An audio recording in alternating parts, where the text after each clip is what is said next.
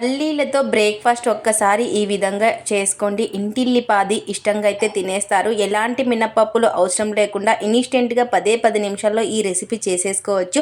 మరి పల్లీలతో ఈ బ్రేక్ఫాస్ట్ ఎలా ఏంటనేది మీకు చూస్తేనే కదా అర్థమవుతుంది. లేట్ ఎందుకు, ఇంకా వీడియోలోకి వెళ్ళిపోదాం పదండి. బౌల్ అయితే పెట్టేసుకొని దాంట్లో నీళ్ళు అయితే వేసుకొని నీళ్లు బాగా మరగనివ్వాలి. ఇలా నీళ్ళని బాగా మరిగించిన తర్వాత ఈ నీళ్ళని ఒక బౌల్లోకి అయితే వేసుకుందాము. ఇలా ఈ నీళ్ళని ఇంకొక బౌల్లోకి అయితే వేసుకోవాలి. ఇక్కడ వచ్చేసి 1/2 కప్పు పల్లీలు అయితే తీసుకుంటున్నాను. ఈ పల్లీలు ఈ మరిగే నీటిలోకి వేసుకోవాలి. ఇలా వేసుకోవడం వల్ల మనకి 1/2 అవర్లో ఈ పల్లీలు అనేది నానిపోతాయి. ఇలా ఒకసారి బాగా కలిపేసుకొని ఇంకొక ప్లేట్ అయితే పెట్టేసుకుందాము. ఇలా ప్లేట్ అయితే పెట్టేసుకొని వీటిని పక్కనైతే పెట్టేసుకుందాం. ఇంకా ఇప్పుడు వేరొక బౌల్ తీసుకొని మనం ఏ కప్పుతో తీసుకున్నామో అదే కప్పుతో 1 కప్పు రవ్వనైతే వేసుకోవాలి. 1/2 కప్పు పల్లీలకి 1 కప్పు రవ్వ. ఇది వచ్చేసి గోధుమ రవ్వ తీసుకున్నాను. మీరు ఈ ప్లేస్లో సూజీ రవ్వ అయినా తీసుకోవచ్చు. గోధుమ రవ్వ అయితే హెల్దీ కదా. ఇంకా అదే కప్పుతో 1/2 కప్పు పెరుగు. ఇలా పెరుగు వేసుకోవడం వల్ల చాలా టేస్టీగా ఉంటాయి. ఇంకా ఇక్కడ వచ్చేసి అలాగే నీళ్ళు అయితే వేసుకుంటున్నాను. నేను 1/2 కప్పు పెరుగుకి 1 కప్పు నీళ్ళు అయితే వేసుకోవాలి.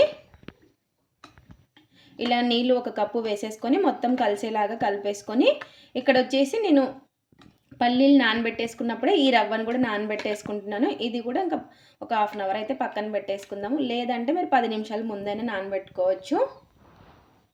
ఇప్పుడు దీనికి కూడా ప్లేట్ అయితే పెట్టేసుకొని ఇందులోకి చట్నీ అయితే చేసేసుకుందాం. ఇంకా ముందుగా ఒక కడాయి అయితే పెట్టేసుకొని అందులో కొంచెం ఆయిల్ వేసుకొని నూనె బాగా వేడెక్కిన తర్వాత ఇందులోకి టమోటా ముక్కలు, ఆనియన్ ఒక చిన్నది, అలాగే కారానికి తగ్గట్టు పచ్చిమిర్చి ఇవన్నీ కూడా వేసేసుకొని మగ్గించుకోవాలి. ఇక్కడ వచ్చేసి నేను టమోటా చట్నీ అయితే చేస్తున్నాను. ఇలా ఇవి 3 కూడాను మగ్గించుకుందాము. బాగా మీడియం ఫ్లేమ్లో పెట్టేసుకొని ఈ టమోటా ముక్కలు బాగా మెత్తబడే వరకు మగ్గించుకోవాలి. ఇలా టమోటా ముక్కలు కొంచెం మగ్గిన తర్వాత ఇందులోకి కొంచెం చింతపండు, అలాగే వెల్లుల్లి రెబ్బలు కూడా వేసుకొని ఒకసారి బాగా కలిపేసుకోవాలి. ఇలా కలిపేసుకున్నాక మరి కొద్దిసేపు అయితే మగ్గించుకుందాము. ఇలా బాగా మగ్గిన తర్వాత ఇందులోకి కొంచెం కొత్తిమీర కూడా వేసేసుకొని బాగా మగ్గించుకోవాలి. ఇలా బాగా మగ్గిన తర్వాత ఇంకా గ్యాస్ అయితే ఆఫ్ చేసేసుకొని చల్లారిన తర్వాత మిక్సీ పట్టేసుకోవడమే ఈ చట్నీని వచ్చేసి. ఒక మిక్సీ జార్ అయితే తీసేసుకొని కొన్ని పల్లీలు అయితే వేసుకోవాలి. ముందుగా పల్లీల్ని మిక్సీ అయితే పట్టేసుకుందాము. ఇలా మిక్సీ పట్టేసుకున్న తర్వాత మనం మగ్గించి పెట్టుకున్న టమోటాలను అయితే వేసేసుకోవాలి. ఇలా రుచికి సరిపడినంత ఉప్పు వేసేసుకొని ఒకసారి మిక్సీ అయితే పట్టేసుకుందాం. మరి ఇలా ఈ విధంగా మిక్సీ అయితే పట్టేసుకోవాలండి. ఇలా కొంచెం బరకగా పట్టుకుంటే చట్నీ అనేది చాలా టేస్ట్ బాగుంటుంది. ఇంకా ఇక్కడ వచ్చేసి చట్నీ అయితే రెడీ అయిపోయింది. ఇంకా ఈలోపు మనకు పల్లీలు, రవ్వ కూడా నానిపోయి ఉంటాయి. ఇంకా మిగతా ప్రాసెస్ అయితే చూసేద్దాము. ఇంకా దీనికి ఎటువంటి పోపు అవసరం లేదు, ఇలాగే తినేయచ్చు. ఇంకా ఇక్కడ వచ్చేసి చూడండి మనకి పల్లీలు అయితే నానిపోయి ఉంటాయి. చూసారు కదా మనకి ఎంత బాగా నానిపోయాయి. తొందరగా ఇలా మరిగే నీళ్లు వేసుకోవడం వల్ల పల్లీలు మనకి తొందరగా నానిపోతాయి. ఇప్పుడు ఈ వాటర్ అన్నీ కూడా వంపేసుకుందాము. ఇలా నీళ్ళన్నీ కూడా వంపేసుకోవాలి. ఇలా చూసారు కదా మనకి బాగా నానిపోయాయి. 1/2 అవర్ కూడా టైం పట్టదు అనమాట. ఇంకా ఇక్కడ వచ్చేసి రవ్వ కూడా నానిపోయి ఉంటుంది. ఈ రవ్వలోకి ఈ పల్లీలను అయితే వేసేసుకుందాము. వేసేసుకొని మొత్తం ఒకసారి బాగా కలిపేసుకోవాలి. ఇలా నానబెట్టుకున్న పల్లీలను వేసేసుకొని ఒకసారి మళ్ళీ బాగా ఇది కలిపేసుకోవాలి. ఇలా కలిపేసుకున్న దాన్ని ఇంకా మిక్సీ పట్టేసుకుందాము. ఇలా పట్టేసుకున్న దాన్ని ఇంకా నానబెట్టుకున్న దాన్ని మిక్సీ జార్లోకి అయితే వేసుకోవాలి. ఇలా అంతా వేసేసుకొని ఇంకా నాకు ఒకేసారికి అయ్యింది. ఇంకా అంతా కూడా పట్టేసుకుంటాను ఒకేసారి. నీళ్ళు ఏమి వేయకుండా మిక్సీ పట్టేసుకోవాలి. ఇలా ఒకసారి మిక్సీ పట్టేసుకున్న తర్వాత ఇందులోకి ఒక 1/4 కప్ అంత బియ్యం పిండి అయితే వేసుకోవాలి. ఇలా బియ్యం పిండి కూడా వేసుకొని కొంచెం నీళ్ళు అయితే వేసుకోవాలి. పొడి బియ్యం పిండి అయితే వేసుకున్నాను. ఇలా కొంచెం నీళ్ళు అనేది వేసుకొని ఒకసారి కలిపేసుకుందాము. మీరు మిక్సీ పట్టుకున్నాకైనా వేసుకోవచ్చు. ఏమంటే ఈ మిక్సీ జార్లో మనకి తొందరగా కలిసిపోతుంది. ఇప్పుడు మరొకసారి మిక్సీ పట్టేసుకోవాలి. ఇలా మిక్సీ పట్టేసుకున్నదంతా కూడాను ఇంకొక బౌల్లోకి అయితే వేసేసుకుందాము. కొంచెం నీళ్లు మీకు అవసరం అనిపిస్తే వేసుకోవాలి, లేకుంటే ఎక్కువ వేసుకోకూడదు. ఇలా మిక్సీ పట్టేసుకున్న తర్వాత ఇందులోకి చిన్నగా కట్ చేసి పెట్టుకున్న ఆనియన్ అలాగే పచ్చిమిర్చిని అయితే వేసుకోవాలి. ఇలా రెండు కూడా వేసేసుకొని ఇందులోకి రుచికి సరిపడినంత ఉప్పు, కొంచెం జీలకర్ర, ఒక 1/2 టీ స్పూన్ అంత వంట సోడా, అలాగే చిన్నగా కట్ చేసి పెట్టేసుకున్న కొత్తిమీరని కూడా వేసేసుకోవాలి. కొంచెం గట్టిగా ఉందని చెప్పేసి కొంచెం నీళ్ళు అయితే వేస్తున్నాను, మరీ ఎక్కువ వేసుకోకూడదు. ఇలా కొంచెం నీళ్ళు వేసేసుకొని ఒకసారి బాగా కలిపేసుకుందాము మొత్తం కలిసేలాగా.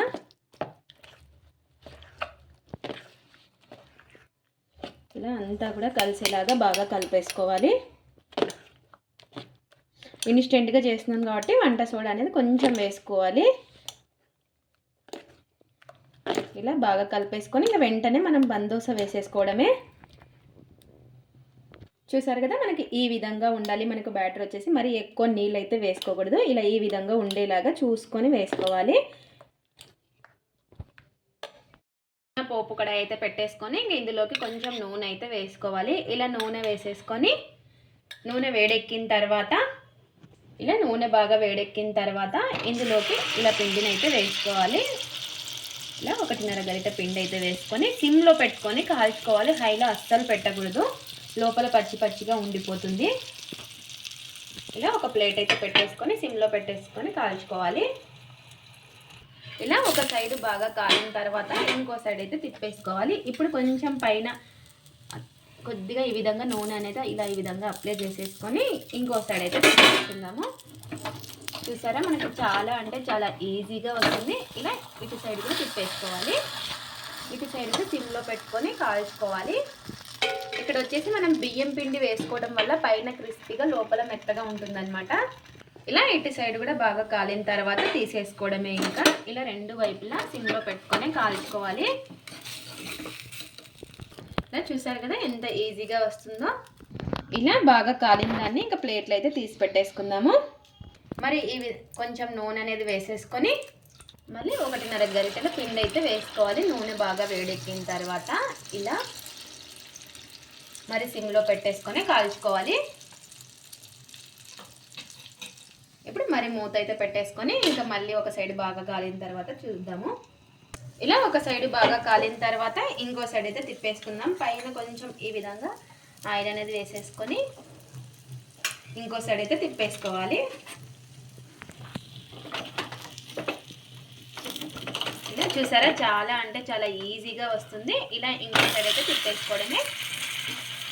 ఇలా రెండు వైపులా బాగా కాల్చుకోవాలి. ఇంకా మరి మూత పెట్టేసుకొని ఇటు సైడ్ కూడా బాగా కాల్చుకున్నాము. ఇంకా ఇక్కడ వచ్చేసి ఇటు సైడ్ కూడా బాగా కాలింది చూడండి. ఇలా రెండు వైపులా బాగా కాల్చుకొని తీసేసుకోవడమే. ఇంకా మనకి ఎన్ని అయితే ఉన్నాయో అన్నీ ఇదే విధంగా వేసేసుకోవడమే. మరి కొంచెం నూనె అయితే వేసేసుకొని ఇంకా మనకి ఎన్ని అయితే అవుతాయో అన్నీ ఇదే విధంగా వేసేసుకోవడమే. ఇలా 1.5 గరిటెల పిండి వేసేసుకొని ఇంకా సేమ్ ఇందాక ఎలా చేసుకున్నామో అలాగే మరి ప్లేట్ అయితే పెట్టేసుకొని ఇంకా ఇలా ఇటు సైడ్ కూడా కాలిన తర్వాత సేమ్ ఇందాక అన్నీ ఎలా చేసేసుకున్నామో అలాగే ఇలా కొంచెం ఆయిల్ అనేది వేసేసుకొని పైన చాలా ఈజీగా వస్తాయి. చూసారు కదా ఎంత ఈజీగా వస్తున్నాయో. ఇలా రెండు వైపులా బాగా కాల్చుకొని తీసేసుకోవడమే. ఎంతో టేస్టీగా ఉండే పల్లీలతో బందోసలు అయితే రెడీ అయిపోయాయి. చాలా అంటే చాలా బాగా వచ్చాయి. చూసారు కదా, లోపల కూడా మనకి పర్ఫెక్ట్గా కుక్ అయ్యాయి. చూసారు కదా ఎంత బాగుందో, లోపల సాఫ్ట్గా పైన క్రిస్పీగా చాలా అంటే చాలా బాగుంటాయి ఈ బందోసలు వచ్చేసి పల్లీలతో. ఇందులోకి మనం టమోటా చట్నీ చేసుకున్నాం కదా, ఆ చట్నీలోకి అయితే టేస్ట్ అయితే చూసేద్దాము. ఇది ఫ్రెండ్స్ ఇవాల్టి వీడియో. మా వీడియోస్ కనుక మీకు నచ్చినట్టయితే లైక్ చేయండి, షేర్ చేయండి, కామెంట్ చేయండి, సబ్స్క్రైబ్ చేసుకోండి. స్కిప్ చేయకుండా పూర్తి వీడియో చూడండి. చూసిన వాళ్ళు ఒక లైక్ అయితే చేయండి. అలాగే పల్లీలతో బందోసలు ట్రై చేసి ఎలా వచ్చాయో కామెంట్ అయితే పెట్టండి. Thanks for watching. Bye bye.